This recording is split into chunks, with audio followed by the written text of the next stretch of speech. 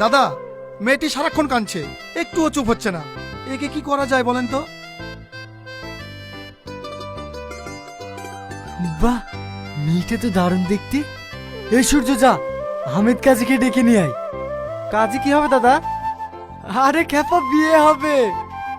আচ্ছা ঠিক আছে দাদা, আমি এক্ষুনি কাজী সাহেবকে ডেকে নিয়ে এসছি।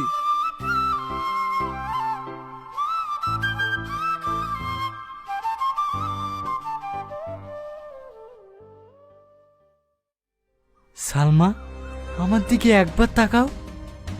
আপনি কিন্তু কাজটা অন্যায় করলেন। জোর করে আপনি আমার শরীর পেতে পারেন, কিন্তু আমার মনটা কখনোই পাবেন না। কেন? আমার মধ্যে কি প্রেম ভালোবাসা কিছুই নেই? না, নেই। আপনি একজন খুনি।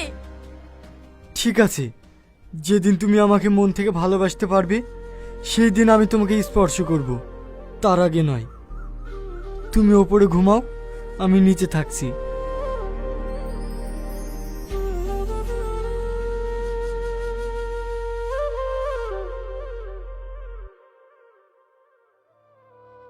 দাদা, ভাবিকে পেয়ে সব কাজ বন্ধ করে দিলেন। আমাদের সংসার চলবে কিভাবে? সালু, এসব খারাপ কাজ আমরা আর করবো না রে। দরকার হলে মুনিশ খেটে খাবো, তবু এই দাদাগিরি আমি আর করব না। দাদা, সত্যি আপনি ভাবিকে পেয়ে একেবারে পাল্টে গেলেন? এই শাহিন, এই সবজিগুলো তোর ভাবিকে দিয়ে আয়গা। ঠিক আছে দাদা।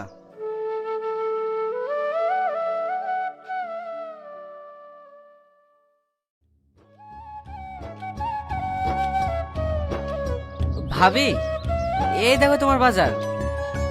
কি গো শাহিন, তুমি আর আগের মতো আসো না কেন? ভাইয়ের যা রাগ, তোমাদের বাড়িতে এখন আমার আসতেই ভয় লাগে। জানো শাহিন, তোমাকে না দেখলে আমার একদম ভালো লাগে না। ভালো তো আমারও লাগে না, কিন্তু ভাইয়ের ভয়ে আমি কিচ্ছু বলতে পারি না। কিসের ভয়? তোমার কোনো ভয় নেই। আমার ইচ্ছে করে তোমাকে নিয়ে আমি অনেক দূরে কোথাও চলে যাই, যেখানে গিয়ে আমাদের ছোট্ট একটা সুখের সংসার হবে। এসব ঝামেলা আর আমার ভালো লাগে না। আমারও ভালো লাগে না।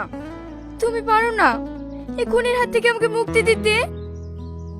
আমারও ইচ্ছে করে তোমার হাত ধরে দূরে কোথাও চলে যেতে। চলো, তুমি আমাকে নিয়ে চলো।